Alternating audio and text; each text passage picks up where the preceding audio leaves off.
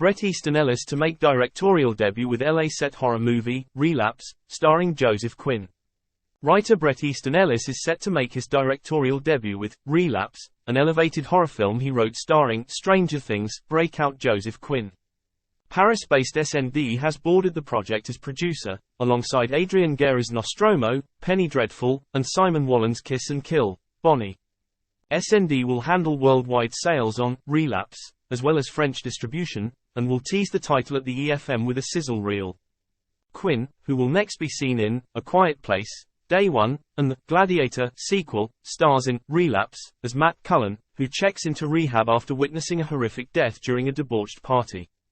3 months later, he is set to get his life back together, staying at his parents' mansion in the hills of Los Angeles. But things have changed around Matt and everything seems off balance. Fueled by his unstable personality and the invading power of social media, Matt's paranoia grows, messing up with his rehabilitation program. As he starts using again, a mysterious presence starts growing around Matt, and the monster that has been haunting him since he was a teenager reveals itself. His therapist tries to help, convinced that the monster is actually in Matt's head, reads the synopsis. Ellis, whose novels have been translated and published all over the world, has been flirting with the movie world for decades, as many of his books, from American Psycho to The Rules of Attraction, have been adapted for the screen. His latest book, The Shards, has been optioned by HBO for a miniseries. Ellis has also written 4 films, including 2013's The Canyons and 2020's Smiley Face Killers. "I grew up watching the iconic horror movies of the 1970s, said Ellis. "I've written Luna Park, a horror novel, as an homage to Stephen King. It seems appropriate that my first feature would be a horror film. There is a simplicity to Relapse that seems like the perfect form for my directing debut, something direct and impactful." Ellis said he's never seen a monster movie in the kind of upscale LA setting I wrote about and I am familiar with.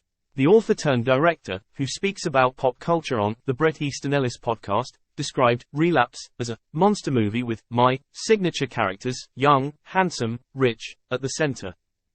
He also said it was a personal movie. "It will have my strokes, sex, drugs and paranoia. It will also be a fun, lush and commercial feature film for a lot of people to enjoy," he continued. Rami Nahas, SND's head of international sales, said, "Relapse combines the look and feel of the horror genre with the unique perspective of Bret Easton Ellis. It is the perfect mix of the themes Bret is famous for within a monster feature film. A cult author, a rising star actor and a captivating script." Wallen said he's collaborated with Bret Easton Ellis for the screen on various shorts in the past and finds that he has a unique voice and vision as a writer. "There is nothing more exciting than being by his side while he is inventing his filmic language alongside collaborators. Having SND's and Adrian Guerra's experiences in the field to engine this project is what Relapse truly needs," Wallen said. Nicholas Rowland, who is producing the film at SND, said, "Relapse will have a tangible and cinematographic presence, like The Thing, Pan's Labyrinth, The Host, or Alien."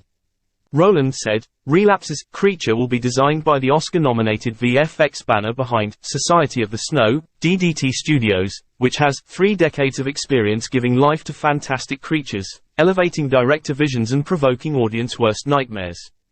Guerra has a unique expertise and an impressive track record producing edgy genre feature films," Rowland said, citing the producer's credits, including Buried, The Invisible Guest, Penny Dreadful, and Bird Box Barcelona.